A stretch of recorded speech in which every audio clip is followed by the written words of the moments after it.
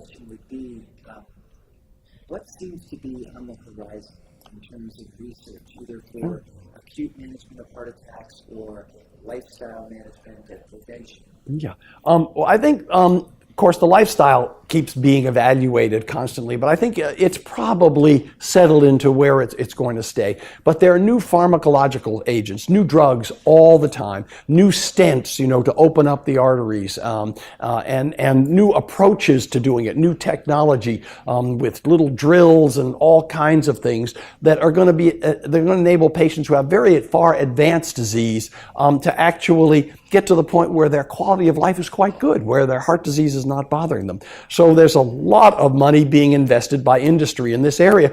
No surprise. It's the #1 cause of death in the world, so industry realizes this is not a rare disease. We're going to be able to sell this to a lot of people. It's going to be a good idea for them if we can prove that it's helpful. So there's a lot of development that's going on there with new drugs. One of the areas that's of most interest, and it's I told you my wife is a basic scientist, very interested in what the heart cell does itself to protect itself. And of course, cells do that. They have whole biochemical machinery when they're being, potentially threatened, that they will kick on that biological machinery to help prevent cell death. And so we're looking at lots of different pharmacological drug products that would help that. It turns out, by the way, the one that she's particularly interested in is revved up in cells by broccoli.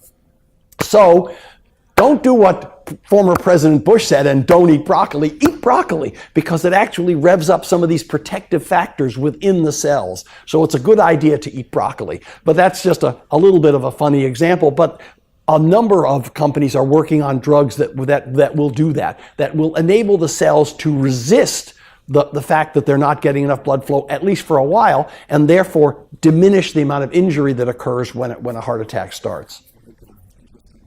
Thanks so much for being with us. It's really been very interesting and inspiring.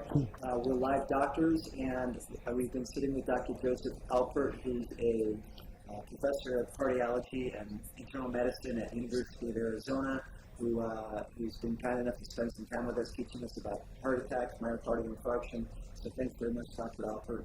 I'm your host, Dr. Andrew David Schiller, and thanks for tuning in.